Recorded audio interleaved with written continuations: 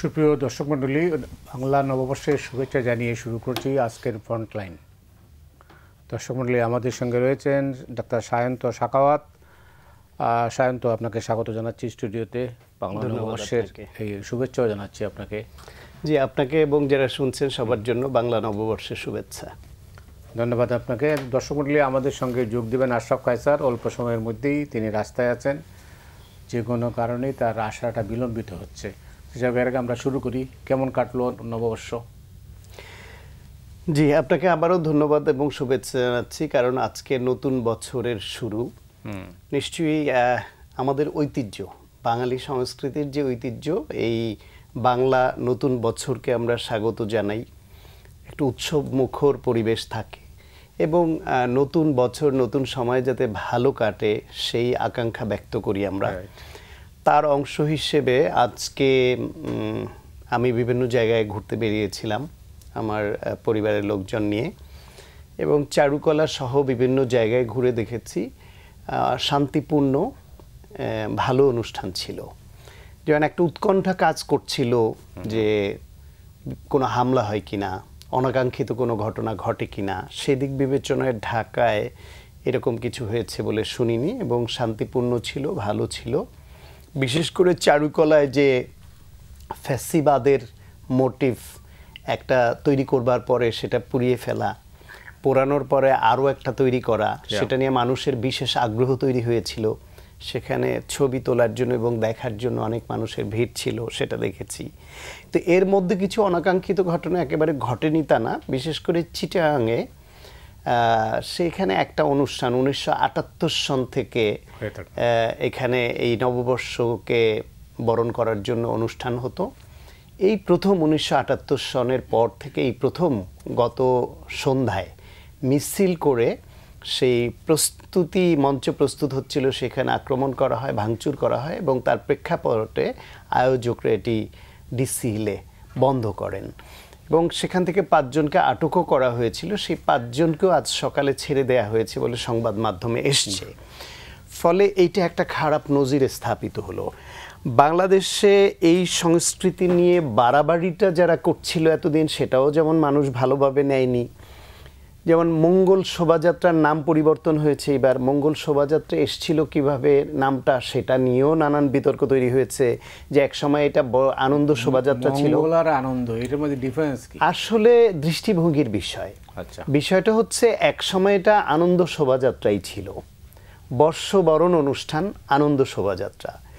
1996 সন পর্যন্ত আনন্দ শোভাযাত্রা নামে যেই শোভাযাত্রা চলছিল তাতে কোনো সমস্যা তো আমাদের হয়নি।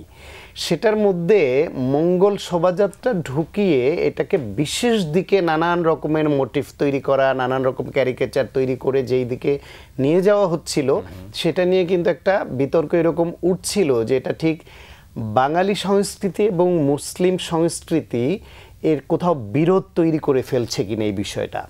সেটা নিয়ে নতুন করে আবার যারা এখন দায়িত্বে আছেন তারা ভেবেছেন যে হ্যাঁ, শুরুতে যেহেতু আনন্দ শোভাযাত্রা ছিল, আবার এটা বর্ষবরণের অনুষ্ঠান, সুতরাং বর্ষবরণ আনন্দ শোভাযাত্রা এই নাম দিলে কারো আপত্তি থাকার তো কথা নয়। সুতরাং এইটা খুব বড় কোনো ইস্যু না, কিন্তু এটা নিয়েও রাজনৈতিক বক্তব্য, প্রতিবাদ, এরকম বিষয় আমরা দেখলাম। তো তারপরও শান্তিপূর্ণভাবে হয়েছে, এটা ভালো। আমাদের মনে রাখতে হবে যে আমাদের বাংলাদেশ হচ্ছে অসাম্প্রদায়িক একটা সম্প্রীতির জায়গা, ধর্মীয় সম্প্রীতির জায়গা। মানুষ এখানে মিলেমিশে থাকতে পছন্দ করে, কিন্তু বিভিন্ন স্বার্থান্বেষী গোষ্ঠী তারা তাদের স্বার্থে, তাদের প্রয়োজনে এই যে মিলেমিশে থাকার আমাদের যে দীর্ঘদিনের যে ঐতিহ্য পরিবেশ, সেটাকে ব্যাহত করতে চায়। ফলে ওই গোষ্ঠীটা এইখানে কেউ কেউ এটাকে অন্যদিকে ধর্মের সঙ্গে একটা ক্ল্যাশ তৈরি দিকে নিয়ে যায়, কেউ কেউ এটাকে বন্ধ করতে হবে সেই দিকে নিয়ে যায়, আবার কেউ কেউ অতি বাড়াবাড়ি করে এটা বাঙালি সংস্কৃতির নামে ধর্মের সঙ্গে যাতে একটু বিভেদ তৈরি হয় সেদিকে নিয়ে, যে দুটার কোনোটাই আসলে কাম্য না। আমরা মধ্যপন্থী মানুষ হিসেবে সম্প্রীতি বজায় রেখে যেরকম একটা উৎসব আনন্দ, যেরকম একটা আবহ ছিল আমরা চাই, সেটাই চলছিল এবং এবার বেশিরভাগ জায়গায় তাই হয়েছে। এইটার মধ্যে যে রাজনীতি আছে বা রাজনীতি ছিল সেটা কিন্তু স্পষ্ট। যদিও আজকে সংস্কৃতি উপদেষ্টা বলছেন যে এই যে মোটিভ তৈরি বা এই আনন্দ শোভাযাত্রা, এর মধ্যে কোনো রাজনীতি নেই, ফ্যাসিস্ট কোনো রাজনৈতিক বিষয় নয়। উনি হয়তো রাজনীতি করেননি বা করেন না বলে রাজনীতি কি সেটা বোঝেননি আমি বলবো। অবশ্যই এটা একটা রাজনীতি। আমাদের এই কালচারাল মুভমেন্টটা অবশ্যই রাজনীতির অংশ, অবশ্যই রাজনীতির অংশ। আজকে এইখানে ফ্যাসিবাদের মুখাবয়ব দিয়ে যে মোটিভটা তৈরি হয়েছিল, এটা অবশ্যই রাজনীতির অংশ ছিল। মানুষকে মনে করিয়ে দেয়া 16 বছর এদেশে একটা ফ্যাসিজম কিভাবে চেপে বসেছিল এবং তার আকৃতিটা মানুষকে মনে করিয়ে দেয়া। আবার সেটা পুড়িয়ে ফেলা রাতের অন্ধকারে, সেটার মধ্যে রাজনীতি ছিল। এবং কেউ কেউ বলছিল যে যারা এটাকে পুড়িয়েছে নিশ্চয়ই যার মুখায়ব, শেখ হাসিনার মুখায়ব তৈরি করে, মোটিভ তৈরি করেছিল বলেই তো প্রচার আছে বা সবাই মনে করে। সেটা তার লোকরাই পুড়িয়েছে, শেষ পর্যন্ত তার লোকরাই তার মুখাগ্নি করে দিল, তাকে পুড়িয়ে ফেললো। এটা নিয়েও অনেকে ট্রোল করেছে। এবং সেটার প্রেক্ষিতে খুব তড়িৎ গতিতে আরেকটা মোটিভ যে তৈরি হলো, এটা আগের থেকে আরও বেশি গ্রহণযোগ্যতা পেয়েছে মানুষের কাছে, যে আগেরটা একটু ভদ্রভাবে করেছিল, হয়তো এইবার তাকে আরো নৃশংসভাবে তুলে ধরা হয়েছে তার রূপটা। ফলে কেউ কেউ আবার এটা নিয়েও মজা করে বলছে যে যারা এটা পুড়িয়েছে তারা হয়তো এখন আফসোস করে বলবে যে আগেরটাই ভালো ছিল। মানে আগেরটার থেকে এইখানে এই ফ্যাসিবাদের রানীকে আরো হিংস্র, নৃশংস হিসেবে উপস্থাপন করা হয়েছে। ফলে অবশ্যই এটা একটা রাজনীতি এবং এই রাজনীতিটা আমাদের জারি রাখতে হবে। কিছু কিছু বিষয় আছে রাজনীতির অনুষঙ্গ হিসেবে জারি রাখতে হয়। স্বৈরাচার বিরোধী আন্দোলনে বহু লোক 90-এর দশকে প্রাণ দিয়েছে। ডক্টর মিলনের মতো চিকিৎসক নিহত হয়েছে, নূর হোসেনকে গুলি করে হত্যা করা হয়েছে। আমরা সেটার বিভিন্ন অবয়ব দিয়ে সেটাকে জারি রাখতে চাই, মানুষের স্মৃতি থেকে যাতে চলে না যায়। এটা একটা রাজনীতি। আবার এই যে জুলাই গণ অভ্যুত্থানের সময় মানে 1,500, মানে হিসাব মতেই সরকারি বা বিভিন্ন এসে 1,500-এর উপরে, জাতিসংঘের হিসাবে 1,500-এর উপরে নিহত হয়েছে। অ্যাকচুয়াল সংখ্যাটা এখনও আমরা জানি না, এটা হয়তো আরও বেশি হবে। আহত হয়েছে বহু সংখ্যক। ফলে এই যে হত্যাকাণ্ড, এই যে নারী শিশুসহ গণহত্যা চালানো এবং 16 বছর ধরে যে ফ্যাসিজম কায়েম রেখেছিল, তার যে পতন হলো, এটাকেও আমরা এইভাবে মোটিভ তৈরি হোক, আলোচনা হোক, বিভিন্ন চিত্রের মাধ্যমে হোক, জারি রাখতে হবে প্রতিবাদটা, মানুষ যাতে এটা ভুলে না যায়। এটা রাজনীতি। অবশ্যই এবার যা যা হলো তার একটা রাজনৈতিক দিকও আছে এর মধ্যে, যেটা বলছেন তিনি। তো আপনাকে শুভেচ্ছা জানাচ্ছি নববর্ষের। শুভ নববর্ষ মতি ভাই, শান্ত। আপনাকেও। তো আপনার ভাবনায় কি ছিল এবং কি আছে? আমি খুব গভীরভাবে এবারের উৎসবটির দিকে নজর রাখছিলাম। আচ্ছা। এই কারণে যে আমাদের 15 বছর শুধু না, মানে বাংলাদেশের জন্মের পর থেকে আমার মনে হয়েছে যে নববর্ষ বা আমাদের সংস্কৃতির অঙ্গনটি একটি বিশেষ মতাদর্শের মানুষরা কক্ষিগত করে রেখেছিল এবং তাতে অধিকাংশ জনগণ লেফট আউট ফিল করত, অ্যাজ ইফ তারা এই উৎসবের অংশ না এবং তারা যথেষ্ট পরিমাণে শিক্ষিত না, যথেষ্ট পরিমাণে রুচিবান না যে বাংলাদেশের উৎসবগুলোতে তারা অংশ নিতে পারেন। এবার আমার মনে হয়েছে যে এই উৎসবটি বাংলাদেশের উৎসব হয়েছে এবং আমরা বাঙালির উৎসবের উপরে গিয়ে অন্য ক্ষুদ্র জাতিগোষ্ঠী, পাহাড়ি জাতিগোষ্ঠী, সমতলের মানুষ, আপনি দেখুন আজকে যখন ঢাকা বিশ্ববিদ্যালয় অঙ্গনে আমি চা শ্রমিকদেরকে নাচতে দেখছিলাম, আমার লোম দাঁড়িয়ে গেছিল, গুজবাম্প হচ্ছিল। আমার মনে হচ্ছিল যে মতি ভাই, আমরা মুখে অনেক বৈষম্যহীনতার কথা বলি, কিন্তু আমাদের তো পরতে পরতে বৈষম্য, অর্থনৈতিক বৈষম্য, শ্রেণী বৈষম্য, মানে যতভাবে আমরা বৈষম্য তৈরি করতে পারি। চা শ্রমিকরা যখন ঢাকা বিশ্ববিদ্যালয় ক্যাম্পাসে মুক্ত মনে ঘুরছিল, ঢোল বাজাচ্ছিল, নাচছিল, এর চেয়ে বড় একাত্মতা, এর চেয়ে বড় বৈষম্যহীনতা আমি কিন্তু আমার এতদিনের জীবনে দেখিনি। এবারের নববর্ষে আমার মনে হয়েছে যে দেখুন, কিছু জিনিস তো হবেই, কিছু ওভারওয়েলমিং ঘটনা ঘটেছে, কিন্তু যেই গোষ্ঠীটি এতদিন এটি কুক্ষিগত করে রেখেছিল, তারা কিন্তু এই কালচারাল আবরণের ভেতরে একটি রাজনীতির বার্তাও দিচ্ছিল। সেই রাজনীতির বয়ানটি কি? সেই রাজনীতির বয়ানটি হচ্ছে যে ফ্যাসিবাদী শক্তি পালিয়ে গেল, তাদের রাজনীতির বয়ানটি। তার মানে শুধু কিন্তু এটি কালচারাল হেজিমনি ছিল না, তার ভেতর একটা গভীর রাজনৈতিক তাৎপর্য ছিল। এবং তারা সেই ধরুন প্রতিবার, শেষবার একটি বেশি মনে আছে, ভোটের পরপর যে নববর্ষটি হলো, মানে জনগণের ভোটহীন ভোটের, সেখানে তো কোনো রিফ্লেকশন থাকলো না যে মানুষের অংশগ্রহণে ভোট হলো না। এমনকি আপনি জানেন যে চারুকলায় একটি গোষ্ঠী আছে এবং গত ডিন এবং তার সহযোগীরা তারা প্রতিটি গণমানুষের আন্দোলনকে বিষোদ্গার করেছে, বিদ্রূপ করেছে, কার্টুন এঁকেছে। এবং চারুকলার ভেতরে আমি বেগম খালেদা জিয়া, তারেক রহমান, বিএনপি, গোলাম আজম অনেকের কার্টুন করতে দেখেছি। বিশেষ করে 28শে অক্টোবরের আগে এবং পরে যখন জনমত তৈরি করে দলটি চেষ্টা করছিল সারা দেশের মানুষকে নিয়ে একটি আন্দোলন করার। তার মানে কি? তার মানে হচ্ছে যে যেই কালচারাল ফ্যাসিজম, আমি বলে থাকি যে রাজনৈতিক ফ্যাসিজমের চেয়েও কিন্তু বড়। কারণ রাজনৈতিক ফ্যাসিজমকে আপনি উৎখাত করতে পারেন, তিনি পালিয়ে যেতে পারেন, তার কাছ থেকে আপনি শাসনটা কেড়ে নিতে পারেন। কিন্তু কালচারাল ফ্যাসিজম হচ্ছে প্রথিত, কারণ সে তো গানের ভেতর দিয়ে আসে, সে তো নাটকের ভেতর দিয়ে আসে, সে তো চিত্রাঙ্কনের ভেতর দিয়ে আসে। কাজেই আমাদেরকে আমার আজকে মনে হয়েছে 7 মাস পরে রাজনৈতিক ফ্যাসিজমের বিদায়ের 7 মাস পরে আমরা কালচারাল ফ্যাসিজমকে কিছুটা হলেও আঘাত করতে পারলাম, যেটি প্রয়োজন ছিল। এবং এইটাতে আপনি খেয়াল করে দেখবেন তাদের যে উষ্মা হচ্ছে, তারা যে অপপ্রচার করছে, তারা যে বিষোদ্গার করছে, তারা প্রশ্ন তুলছে, সবগুলো উদ্দেশ্য প্রণোদিত। দেখুন, বাংলাদেশে এমন কোনো কথা আছে যে আমি আমার আনন্দ শোভাযাত্রা বা মঙ্গল শোভাযাত্রাকে নিয়ে বিন্যাস পরিবর্তন করতে পারবো না? অথবা আমরা কি একটা ছেলে টি শার্ট জিন্স পরে বাংলাদেশে নববর্ষ করতে পারবে না? তার মানে এগুলো কারা আরোপ করেছে? যারা মুক্ত মনের না, যারা আপনাকে মুক্ত চিন্তা করতে দেয় না, এবং যারা চায় তাদের ঘেরা টোপে আপনি সংস্কৃতিটাকে দেখবেন। বাংলাদেশে এমন কিছু প্রতিষ্ঠান আছে যেই প্রতিষ্ঠানগুলো কিন্তু জনবিরোধী, এবং যেই প্রতিষ্ঠানগুলো কিন্তু সাংঘাতিকভাবে মৌলবাদী। আমরা রাজনীতিতে মৌলবাদ বলে যাদেরকে এতদিন চিহ্নিত করেছি, কিছু কিছু ক্ষেত্রে আমি বলবো আমরা ভুলও করেছি। এই অংশের যে মৌলবাদ, সেই মৌলবাদকে আমাদের এখন চেনাতে হবে মানুষের কাছে। কেননা গণমানুষের কাছে রাজনীতির চেয়ে সংস্কৃতি অনেক জরুরি। না, কিন্তু আশরাফ, এটা কি সহজ? এটি অত্যন্ত কঠিন। আমি আপনাকে এই জন্য বললাম, আজকে হয়তো আমরা সেখানে কিছুটা ছন্দ তৈরি করতে পেরেছি এই নতুন যাত্রায়, কিন্তু এটি একদমই সহজ না। কিন্তু আপনি মনে রাখবেন যে এরাই কিন্তু আপনার এই আমাদের যে নতুন বাংলাদেশ, নতুন চেতনা অথবা নতুন যে ভবিষ্যতের রূপকল্প আমরা আঁকার চেষ্টা করছি, তারা পদে পদে আপনাকে কী করবে। যেমন একজন শিল্পী লিখেছেন, আজকে তার সবচেয়ে দমবন্ধ মনে হচ্ছে এই নববর্ষের উদযাপনকে। গত ঈদে একজন শিল্পী, যিনি শহীদ মিনার দখল নিয়েছিলেন, শহীদ মিনারে কার লাশ যাবে? পিয়াস করিমের লাশ যায়নি, মোহাম্মদ জাফর ইকবাল, মোহাম্মদ জাহাঙ্গীরের লাশ যায়নি।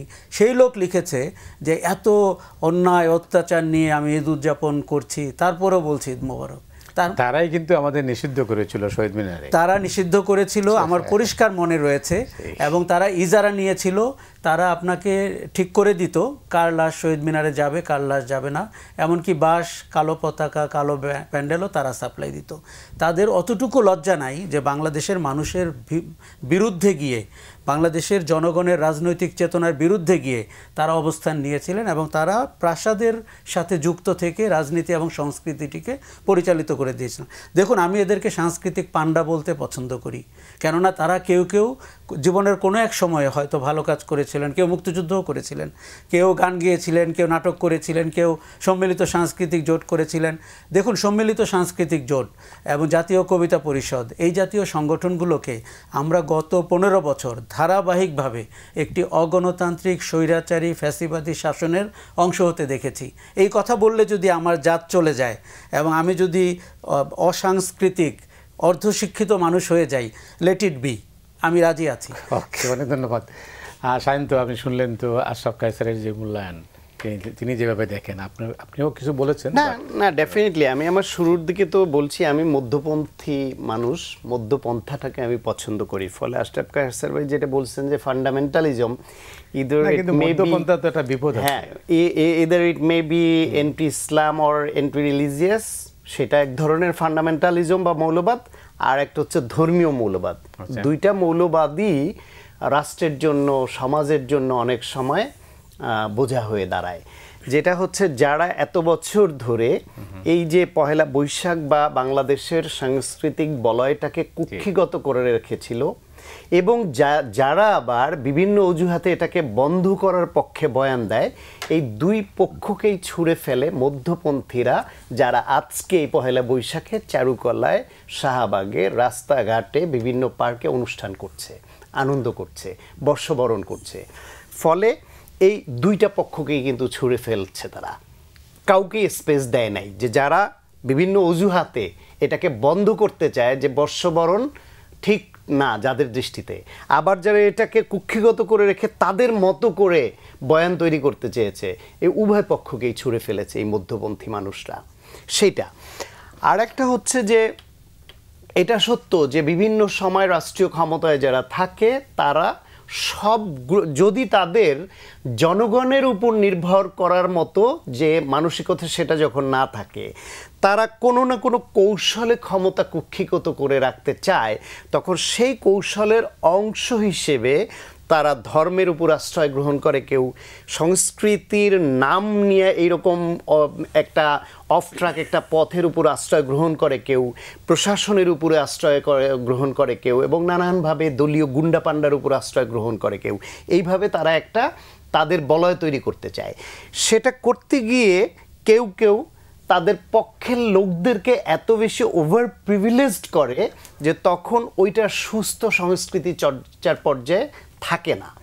এখন এই পট পরিবর্তনের পরে আমরা যেরকম আগে যারা এই কাজটা করেছে তাদের নিন্দা করছি যে তারা পুরোটাই কুক্ষিগত করে রেখেছিল এবং তারা একেবারে ব্রাহ্মণ, সাংস্কৃতিক জগতের ব্রাহ্মণ, আর যারা তাদের মনের মতো করে চলবে না তারা নমশূদ্র, তারা কোনো জায়গায় পাবে না, এইরকম একটা অবস্থা তারা তৈরি করেছিল। এখন এর বিপরীতে যদি আমরা আবার তাদের ছুঁড়ে ফেলে আর একটা গ্রুপকে দাঁড় করাতে চাই, তারা যোগ্যতায় যদি সেরকম যোগ্য না হয়ে ওঠে, শুধুমাত্র মতের ঐক্য বা আমার কথা মতো আমার চাওয়াটাকে আবার তাদের একটা লাইন ছিল যেভাবে সাংস্কৃতিক বলয়টাকে ব্যবহার করে তারা ক্ষমতা কুক্ষিগত করে রাখতো, এখন একইভাবে তার বিপরীতধর্মী পথে এসে আবার আমি ক্ষমতা কুক্ষিগত করে রাখবার জন্য বিশেষ বলয় যদি তৈরি করি, সেখানে যদি যোগ্যতা, আমার রাষ্ট্র, আমার সমাজ, আমার সংস্কৃতি, আমার জনগণের চাওয়া এগুলিকে যদি আবার আমরা মূল্যায়ন না করি, তাহলে কিন্তু ভবিষ্যতেও পরিবর্তনটা আমরা আশা করছি সেটা কিন্তু আপনি কি মনে করেন না যে দুটি ধারাই আসলে বিপজ্জনক? অবশ্যই, সেটাই তো আমি বলছি যে এই দুটি ধারাই বিপজ্জনক। এবারে নববর্ষ উদযাপন ওই দুটি ধারাকেই ছুঁড়ে ফেলার প্রবণতা আমি লক্ষ্য করেছি। আজকে আমি যখন গিয়ে দেখছি যে একটা বড় পানির বোতলের অবয়বে সেখানে একটা র্যালিতে লেখা পানি লাগবে পানি, তখন আমার কাছে মনে হয় আমার যে অ্যাসপিরেশন, জীবন যাপনের জন্য আমি যে উন্মুক্ত বাতাস চাই, পানির অপর নাম জীবন, আমি বেঁচে থাকার জন্য যে বাতাস পানি যেটা চাই, আমার সংস্কৃতি আমাকে ওই পানির নাম করে ওই রকম একটা উন্মুক্ত গ্রহণযোগ্য সংস্কৃতি যেন উপহার দেয়। এখানে সেই মুগ্ধর পানি শুধু পানিতেই সীমাবদ্ধ না থেকে আমি ওইভাবে ভাবতে চাই যে আমার এখানে পানি লাগবে, পানি মানে হচ্ছে গিয়া সুস্থ পরিবেশ লাগবে, সুস্থ পরিবেশ, এই ফেরিওয়ালা চাই আমরা। জি, অনেক ধন্যবাদ। আশরাফ কায়েস স্যার, আপনার নিশ্চয়ই সায়ন্তর বক্তব্যটা শুনলেন, তবে আমি এর সাথে যোগ করে আপনার বক্তব্য শুনতে চাইব। এবারের নববর্ষের শোভাযাত্রা রাজনৈতিক নয়, মোস্তফা ফারুক কি বলেছেন? ফারুকি কয়েকদিন থেকে এই কথাটা বলছে, বিশেষ করে যখনই উনি নাম পরিবর্তনের আলোচনাটা হলো, বা যেহেতু এবারের স্লোগানের সাথে ফ্যাসিবাদের বিদায়কেও যুক্ত করা হয়েছে, ঐকতান বলা হচ্ছে জাতীয়ভাবে, তখন স্বাভাবিকভাবেই যারা এতদিন এই জায়গাটিকে, প্ল্যাটফর্মটিকে ব্যবহার করেছে তারা কিন্তু ক্ষুব্ধ হয়েছে এবং তারা এই পরিবর্তনের একটি অংশও পছন্দ করেনি। তার মানে হচ্ছে যে তারা চেয়েছিল, দেখুন শেখ হাসিনা পালিয়ে গেছে, আওয়ামী লীগ পালিয়ে গেছে, ওরকম একটি অপশাসনের বিদায় হয়েছে, কিন্তু কালচারাল ফ্যাসিজম কিন্তু অটুট আছে। তারা এখন পর্যন্ত কিন্তু এই শহরেই আছে কালচারের নামে। আজকেও তাদেরকে আমি শহরে কোনো কোনো সমাবেশে দেখেছি যারা ওই 15 বছরের বয়ানটি দেওয়ার চেষ্টা করেছেন। তারা বলেছেন যে এখন যারা কালচার নিয়ে কথা বলছেন তারা অপসংস্কৃতি ছড়াচ্ছেন। তারা কেউ কেউ ফারুকের ব্যাপারেও তাদের নিষেধাজ্ঞার কথা বলেছেন যে উনি ভালো বলছেন না। দেখুন রাজনীতি, ফারুকি যেখান থেকে বলেছেন, ওই যে আমি বলছিলাম যে মঙ্গল শোভাযাত্রার নামে আগে যে রাজনীতির বড়িটি বিতরণ করা হয়েছিল সেটি কিন্তু কালচারের নামে হয়েছিল। তাহলে গত 15 বছরে গুম খুন নিয়ে কোনো রিফ্লেকশন থাকলো না কেন? গত 15 বছরে মানুষের অধিকারহীনতার, ভোটাধিকারহীনতার কোনো রিফ্লেকশন কেন মঙ্গল শোভাযাত্রায় ছিল না? ওই প্রত্যেকটি জিনিস ছিল বাংলাদেশের অমঙ্গলের প্রতীক। অমঙ্গলের প্রতীক কি শুধু পেঁচা? অমঙ্গলের প্রতীক কি শুধু বাদর? ব্যাপারটা তো তা না। ব্যাপারটা হচ্ছে যে আমি রাজনৈতিকভাবে অমঙ্গলকে কেন তাহলে অ্যাড্রেস করলাম না।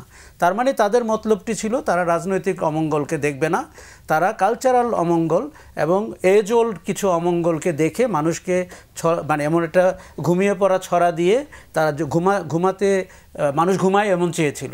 এটি কিন্তু খুব বড় রকমের অপরাধ এবং অন্যায় তারা করেছে। ফারুকের সাথে আমি পুরোপুরি একমত। এবারে আমি রাজনীতি, হ্যাঁ যেটি সায়ন্ত বলছে আমি সায়ন্তর সাথে একমত। আমি কিন্তু মঙ্গল শোভাযাত্রা বা আনন্দ শোভাযাত্রা বা নববর্ষের শোভাযাত্রাকে সত্যিকার অর্থেই রাজনীতি মুক্ত দেখতে চাই, তো যেখানে আপনি কোনো দলের কোনো বলয়ের রাজনীতি প্রতিচ্ছবি হবে না, এটি যেন সংস্কৃতির প্রতিচ্ছবি হয়। তবে এবারেরটি যেহেতু ফ্যাসিবাদ বিদায়ের মাত্র 7 মাসের মধ্যে হয়েছে, সেখান থেকে আমি মনে করি যে কিছু উৎসাহী মানুষ হয়তো কিছু মোটিভ সেখান থেকে ধারণ করেছেন। সেটা 36শে জুলাই লেখা ছিল, পানিরটা ছিল, আমি যতটুকু জানি আবু সাইদের প্রতিকৃতিও ছিল, পরিবার হয়তো সম্মত হয়নি। ভবিষ্যতে যেন এটি সংস্কৃতির প্রতিচ্ছবিই হয়, সেটার মধ্যে রাজনীতি একেবারেই থাকুক না, সেটা আমি চাই। কেননা আমরা চাই না যে এই প্ল্যাটফর্মটি আগামীতে আরও দলীয় শাসনের সময় কিংবা অদ্ভুত শাসনের, এইটার তো গ্যারান্টি দেওয়া যাবে না। এইটার গ্যারান্টি আমাদেরকে উপলব্ধি করতে হবে, মেনে নিতে হবে, এটার গ্যারান্টি দেওয়া কঠিন। মতি ভাই, আমি কিন্তু সায়ন্তর সাথে আরও একটা জিনিস বলি, আমি এর আগের পর্যায়ে বলেছি যে এই যে একটি বলয়ের কথা, আমি কিন্তু ওই বলয়টি সম্পর্কে অবগত যারা আপনার ফান্ডামেন্টাল নিয়ে প্রশ্ন করছে যে মঙ্গল শোভাযাত্রা বা আনন্দ শোভাযাত্রার আদৌ দরকার আছে কিনা, এটা ইসলাম সম্মত কিনা, কারা করছে, তাদেরকে কিন্তু আমি ধর্মীয় লেবাসের লোক মনে করি। মানে ধর্মের কোনো ধরনের প্রতিনিধিত্ব তারা করেন না, এটি আমি জোর দিয়ে বলতে চাই। তারা ধর্মের মুখোশ পরেছেন, যেমন অন্য অংশটি ব্রাহ্মণীয় মুখোশ পরেছেন, সংস্কৃতির মুখোশ পরেছেন। ধর্মের মুখোশের মধ্যে তো রাজনীতি নিহিত আছে। না না, নিশ্চিতভাবেই আছে। তারা তো হয় রাজনীতি, হয় ধর্ম অথবা সংস্কৃতি, কোনো একটিকে নিয়ে রাজনীতিটি করতে চাচ্ছেন। দেখুন, ভারতে বিজেপির যে উত্থান এবং আজ পর্যন্ত ক্ষমতায় থাকা, সেটি তো ধর্মকে পুরোপুরিভাবে উত্তেজিত করে, মানুষকে বিভ্রান্ত করে, গত ইলেকশনে শুধুমাত্র মানুষ টের পেল যে নরেন্দ্র মোদী এবং তার সরকার ধর্মের রাজনৈতিক ব্যবহার করছে। ধর্মীয় ব্যবহার কিন্তু মানুষ পছন্দই করে যারা ধর্মবিশ্বাসী, কিন্তু তার রাজনৈতিক ব্যবহার। এখন আপনাকে আমি বলি যে আমরা মনে হয় যে এইবারের শোভাযাত্রা অংশগ্রহণের দিক থেকে, উদযাপনের দিক থেকে আমার যে কোনো সময়ের চেয়ে দ্বিগুণ মনে হয়েছে। আপনার এই অনুষ্ঠানে আসতে আমি আমার বাসা থেকে প্রায় 1.5 ঘন্টার বেশি সময় লাগলো, কারণ পথে পথে কনসার্ট হচ্ছে, মানুষ বেরিয়ে গেছে, মানুষ পরিবার নিয়ে উৎসব করছে। এটি কিছু মানুষের গাত্রদাহ হচ্ছে, কিন্তু বাংলাদেশ কিন্তু উদযাপনের জায়গায় আছে। এবং সংস্কৃতির জায়গাটি আমি বলি 99% সংস্কৃতির মানুষগুলো ছিল অপশাসনের সঙ্গী।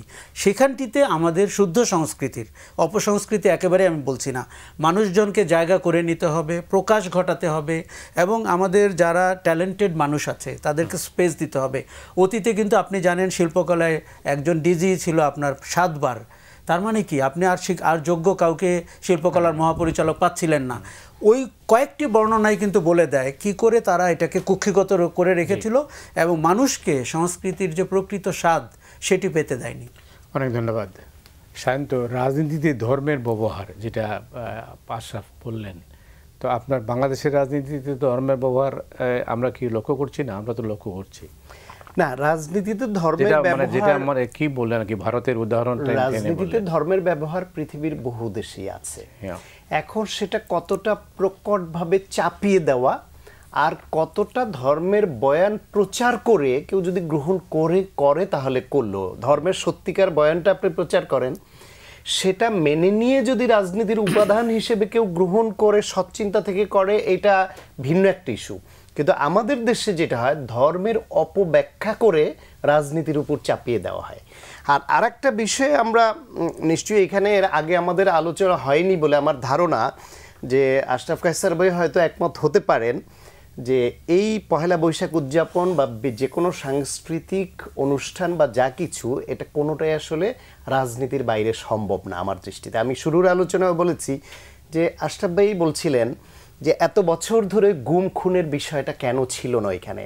ভোটের অধিকার হরণের বিষয়টা কেন ছিল না? তার মানে এই অ্যাসপিরেশন কিন্তু আশরাফ ভাইয়েরও আছে, এই আকাঙ্ক্ষাটা আছে, যেটা থাকা উচিত ছিল।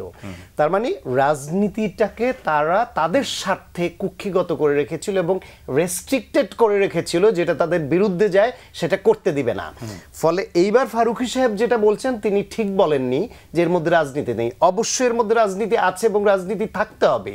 এই রাজনীতিটা আমরা করতে চাই। আমি আগের আলোচনায় বলছি ডক্টর মিলনকে কিভাবে হত্যা করা হলো স্বৈরাচার বিরোধী আন্দোলনের সময়ে, সেটাকে আমরা জারি রাখতে চাই, ওটা একটা রাজনীতি। এইখানে আপনার নূর হোসেনকে কেন হত্যা করা হলো বুকে পিঠে স্বৈরাচার লিখে মিছিলে নামার পরে, সেটাকে আমাদের ওই ছবি, ওইটা নিয়ে আলোচনা, ওই অনুষ্ঠান, ওইটাকে পোট্রে বারবার করতে হবে। ওই রাজনীতি আমার জারি রাখতে হবে। আমার পানি দিতে যাওয়া মুগ্ধকে কেন হত্যা করা হলো সেই রাজনীতি বজায় রাখতে হবে।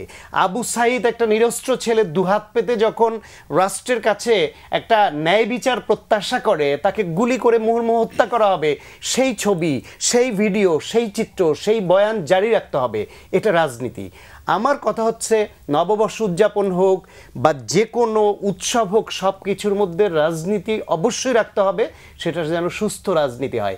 যারা ক্ষমতায় থাকে তারা যেন শুধু তাদের স্বার্থের অপরাজনীতিটুকু চাপিয়ে না দেয়। অপরাজনীতিকে চাপিয়ে দেওয়ার নাম রাজনীতি না, সেটা অপরাজনীতি। বরং আমাদের কথা হবে, আমি ব্যক্তিগতভাবে মনে করি এইসবের মধ্যে যেন কোনো গোষ্ঠী কখনো অতীতের মতো অপরাজনীতি চাপিয়ে দিয়ে তাদের স্বার্থ উদ্ধারের জন্য ব্যবহার না করে সাংস্কৃতিক অঙ্গনকে। বরং সাংস্কৃতিক যে মুভমেন্ট, যে কালচারাল মুভমেন্ট, অবশ্যই এটা একটা পলিটিক্যাল মুভমেন্ট। বাংলাদেশের যে কোনো ক্রাইসিসের সময়, কোন ক্রাইসিসের সময় আসছে যে সাংস্কৃতিক আন্দোলন বা মুভমেন্ট রাজনীতির জন্য হয়নি? সুতরাং এই রাজনীতি আপনি সারা বছর ধরে রাজনীতি করবেন না সাংস্কৃতিক মুভমেন্টের মাধ্যমে। হঠাৎ করে স্বৈরাচার জেকে বসলে আপনি হঠাৎ করে একটা মুভমেন্ট করে ফেলবেন, সেটা তো হয় না। সুতরাং আমাদের সংস্কৃতি, পয়লা বৈশাখ উদযাপন, আমাদের নানান রকমের যে অনুষঙ্গ, প্রত্যেকটার মধ্যে রাজনীতি থাকতে হবে, দেশপ্রেম থাকতে হবে। দেশের স্বার্থে, মানুষের স্বার্থে, রাজনীতির স্বার্থে সঠিক রাজনীতি, সেটা যতটা প্র্যাকটিস আমরা ধারাবাহিকভাবে করতে পারবো তত ভালো হবে। এতদিন ধরে সেই ধারাবাহিক আমরা প্র্যাকটিস পাইনি বলে আজকে ফারুকী সাহেবকে একটু ব্যাকফুটে এসে ব্যাখ্যা দিতে হচ্ছে আমার এর মধ্যে রাজনীতি নাই। ফ্যাসিবাদের মুখাবব মোটিভ প্রচার করা হবে, তাকে তুলে ধরা হবে, মানুষ তাকে যেন ঘৃণা করে সেই পরিস্থিতি তৈরি করতে হবে। এই রাজনীতিটা আমাদের করতে হবে, এটাই রাজনীতি। যেটা করা হয়েছে এটাও তো রাজনীতি। ডেফিনেটলি এটা রাজনীতি, এটা অস্বীকার করার কি আছে? বরং উনি অস্বীকার করে ভুল করলেন। অনেক ধন্যবাদ। আর যেটা হচ্ছে যে সরকারের একজন মুখপাত্র বলেছেন যে এই পয়লা বৈশাখ পালনের মধ্য দিয়ে দেশ থেকে অমঙ্গল দূর হয়ে গেছে। আপনি কি তাই মনে করেন? অত্যন্ত হালকা মন্তব্য, এবং এটি একদমই ঠিক হয়নি মন্তব্যটি। রাজনীতি এবং দলীয় রাজনীতি এর মধ্যে পার্থক্য আছে। রাজনীতি এবং গোষ্ঠীর রাজনীতি, রাজনীতি এবং অপরাজনীতি। আমি কিন্তু আমাদের জীবনযাপন, আমাদের রাষ্ট্র পরিচালনা রাজনীতি দ্বারা পরিচালিত হোক, এটি আমি চাই। কিন্তু সেই রাজনীতি হচ্ছে শুদ্ধ রাজনীতি, যেটার সাথে অধিকাংশ মানুষ একমত হবেন। যেমন আমি প্রায় বলি 5ই আগস্ট কিন্তু কোনো ইভেন্ট না। 5ই আগস্ট হচ্ছে একটা দীর্ঘ ফ্যাসিবাদী শাসনের পতন, এবং তার গল্প যেন রূপকথা হয়, তার গল্পের রূপকথার নায়করা যেন মুগ্ধ হয়, আবু সাইদ হয়। তার মানে হচ্ছে এটি আমাদের জারি রাখতে হবে, এবং বছরের পর বছর, যুগের পর যুগ, কার ভালো লাগলো কার লাগলো না, ডাজন্ট ম্যাটার, রাইট? কিন্তু সেটির ব্যবহার হতে হবে সাটল, সেটি যেন দলীয় কোনো গোষ্ঠীকে বেনিফিট দেওয়ার না। আপনি খেয়াল করেছেন 5ই আগস্টের পরে সব দল হিসাব করেছে কতজন শহীদ হয়েছে বিএনপির, কতজন জামাতের, এইসব। তখন আমরা দেখতে পাই, আমাদের মন ভেঙে যায় যে ওনারা হিসাব কিতাব করছেন যাতে করে গৌরবটিকে ভাগ করে দলের বাক্সে ঢুকাতে পারেন। এটি বাজে রাজনীতি হয়েছে। কিন্তু আপনার রাজনৈতিকভাবে ফ্যাসিবাদকে আপনার সামনের দিকে টেনে নিয়ে যেতে হবে, অ্যাডমিনিস্ট্রেটিভভাবে না। কারণ অ্যাডমিনিস্ট্রেটিভভাবে তো সরকার একটাভাবে করবে, কিন্তু মানুষের মমতা বোধে, ইমোশনে যেন আপনি জায়গা পান। যেমন শেখ হাসিনার ব্যাপারে আপনাকে আমি বলি, মুক্তিযুদ্ধ এবং ধর্মনিরপেক্ষতা, এই যে বাংলাদেশের দুটি অত্যন্ত গুরুত্বপূর্ণ পিলার বা ভ্যালুজ, সেটিকে উনি অপরাজনীতি করে আপনার কাছ থেকে সেই দুটিকে বিতর্কিত করে ফেলেছে, চরমভাবে দূরে সরে নিয়েছে। আমার ধারণা মুক্তিযুদ্ধ বিরোধীরা মুক্তিযুদ্ধের যতটা না ক্ষতি করেছেন শেখ হাসিনা একা এবং তার পরিষদবর্গ মুক্তিযুদ্ধের তার চেয়ে বেশি ক্ষতি করেছেন। ভুল ন্যারেটিভ দিয়ে নায়কদেরকে দূরে সরিয়ে এবং তার অপশাসনের মানে পিলার হিসাবে দাঁড় করিয়ে যে আমি চলে গেলে জঙ্গিরা দেশ নিয়ে নেবে, অথবা আমাদের যে ধর্মনিরপেক্ষতার মতো একটা দারুণ উৎসব, সবার ধর্ম যার যার, এই জায়গা থেকে উনি ওইটাকে ব্যবহার করেছেন তার ভোটহীন ক্ষমতায় থেকে যাওয়ার ইচ্ছাটাকে। কাজেই আমরা বলছি যে অতীতে আমরা অনেক উদাহরণ দিতে পারবো। আপনি দেখুন জাতীয় কবিতা পরিষদের মঞ্চে পটুয়া কামরুল হাসান বিশ্ববেহায়ার খপ্পরে আঁকতে আঁকতে মারা যেতে পারেন, গেলেন তো। কেন জাতীয় কবিতা পরিষদে গত 16 বছরে আমরা একটা প্রতিবাদ হতে দেখলাম না? তাদেরকে এই দায় নিতে হবে এবং এই অন্যায়ের জন্য জবাবদিহি করতে হবে। কালচারাল ফ্রন্ট যখন অ্যাক্টিভ থাকে তখন কিন্তু রাজনৈতিক ফ্রন্ট দারুণভাবে সুবিধা পায়, কারণ জমায়েতটি ঘটায় কালচারাল ফ্রন্ট, নাটক দিয়ে, কবিতা দিয়ে, পথনাটক দিয়ে, আবৃত্তি দিয়ে, গান দিয়ে। তারপরে রাজনৈতিক, কারণ রাজনৈতিক অঙ্গনে তো আবার দলের ভাগ আছে, সেই আমাদের খুব সতর্ক থাকতে হয়। কেন এই শাসনটি, অপশাসনটি 16 বছর টিকলো? কালচারাল ফ্রন্টের বেইমানির কারণে। তারা গিয়ে গণভবনে হাজিরা দিলেন, প্লট নিলেন, তার সাথে বিদেশে গেলেন, তারা কুক্ষিগত করে রাখলেন। দেখুন, এক একটা সম্মিলিত সাংস্কৃতিক জোটের মতো একটি বলয় এক একজন 12 বছর 15 বছর ধরে নেতৃত্বে ছিলেন, তাদের মধ্যে কোনো রকমের গণতান্ত্রিক আচরণ আমরা দেখি নাই, নতুন কাউকে উঠতে দেওয়ার আচরণ দেখি নাই। এরকম আমি আপনাকে 76টা দোকানের নাম বলতে পারবো। আমি একবার নিজে লিস্ট করেছিলাম যে এই দোকানগুলো 5ই আগস্টের পরে কোথায় গেল। কাজে আমি কাউকে 3ই আগস্ট জাতীয় জাদুঘরের সামনে তারা সমাবেশ করবেন, 3 আগস্ট আমি দেখতে গিয়েছিলাম, দেখি মানুষ লাঠি দিয়ে তাদেরকে দৌড়াচ্ছেন। তার মানে মানুষ তাদের আচরণ পছন্দ করেননি। আমরা আগামীর দিকে যদি তাকাই বা বর্তমানের দিকেও যদি তাকাই, আমরা কিন্তু কোনো সরকারের বা কোনো দলীয় দৃষ্টিকোণ থেকে রাজনীতিকে দেখতে চাচ্ছি না। কিন্তু সাংস্কৃতিক যুদ্ধ বলে যে জিনিসটা বলছি, সেটা যদি জারি রাখতে হয় তাহলে তো আপনার একটা সম্মিলিত প্রয়াস লাগবে। বিচ্ছিন্ন সমাজে তো এটা সম্ভব না। না, সেটি লাগবে। দেখুন, এই বিষয়ে তো আমাদের ঐক্যমত্য আছে যে ফ্যাসিবাদ বিরোধী চেতনা বা ফ্যাসিবাদ বিরোধী প্ল্যাটফর্মে তো আমরা একমত। আমরা মুগ্ধ সাইদকে নিয়ে তো কোনো বিতর্ক কখনো দেখছি না। তার মানে আপনি যদি যুদ্ধটি চালিয়ে রাখতে চান, আপনাকে কন্টেন্ট প্রডিউস করতে হবে, কোয়ালিটি কন্টেন্ট। এটি নিয়ে নাটক হতে হবে, সিনেমা হতে হবে। আপনি নেটফ্লিক্সকে ডাকতে পারেন বাংলাদেশ থেকে $234 বিলিয়ন চুরি করার উপরে 100 পর্বের সিরিয়াল করতে। তাহলে বিশ্ববাসীও দেখতে পেল যে আপনি অবাক হয়ে যাবেন যে কি করে government, regulatory body, bank and borrower একসাথে বসে প্ল্যান করেছে যে ব্যাংক থেকে টাকা চুরি করতে হবে। এই যে গল্পটা, এবং আমাকে সেদিন ওয়াল স্ট্রিট জার্নালে কাজ করে একজন বলেছে যে এটা বিশ্বের সবচেয়ে বড় ব্যাংক রবারি। মানে আগে আমরা শুনতাম ল্যাটিন আমেরিকাতে, অন্যান্য দেশে 2 বিলিয়ন বোধহয় কি করতে চেয়েছে। তার মানে হচ্ছে যে আমাদের এই যে অর্থনীতির যে ক্ষতি হয়েছে, রাজনীতির যে ক্ষতি হয়েছে আমাদের, আপনি দেখুন, আমি প্রায় বলে থাকি যে আমাদের রুম ফর গ্রোথ কি ছিল। আমাদের যে গ্রোথ হওয়ার কথা ছিল অর্থনৈতিকভাবে, সামাজিক ইন্ডিকেটরগুলোতে, হয়তো আমরা সেখান থেকে অনেক খারাপ করে আছি এই অপশাসনের জন্য। আমাদেরকে ওই মিসিং অপরচুনিটিটাকে হিসাব করে ফেলতে হবে। আমি কিন্তু ফ্যাক্ট বেসড কন্টেন্টের পক্ষে, কিন্তু আমাদের অনেকেই রেটোরিক্সের, এই যে আপনি যে মন্তব্যটি বললেন, এটি অত্যন্ত অদায়িত্বশীল, হালকা চালের একটা রেটোরিক্স কথা। কিন্তু এই অপশাসন বিদায় করতে হলে বা আমাদের ফ্যাসিজম মাথা থেকে বিদায় করতে হলে বেশ সময় লাগবে। আপনি দেখুন, আমাদের একটা বিশাল অংশের মানুষ কিন্তু গত শাসনের সুবিধাভোগী। তাদেরকে আমরা অনেক সময় মুখে চিনি না, নামে জানি না, তারা অন্তরে কিন্তু তাদের সুবিধা ধারণ করেন, সমর্থক তো আছেই। কাজেই আস্তে আস্তে তাদেরকে নিউট্রাল করে আনতে হবে, বলতে হবে যে ভাই, আপনি একটা টক্সিক শাসনের পার্ট হয়েছিলেন, আপনি হয়তো পুরো গল্পটা জানতেন না, এবং এই হচ্ছে চিত্রটি। এবং আমার ধারণা মানুষ বোধবুদ্ধি ভালোই আছে, তারা একসময় বুঝতে পারবেন। আমি অনেককে বলতে শুনি যে তারা বুঝতে পারবেন যে আসলে দেশটি কতটা অধপতনের দিকে চলে গেছিল। অনেক ধন্যবাদ আপনাকে। শান্ত, অপশাসন থেকে নতুন শাসন, এর মধ্যে মাঝখানে একটা লেভেল লাগিয়ে দেওয়া হচ্ছে, তো সেটা কি দেশের জন্য ভালো হবে?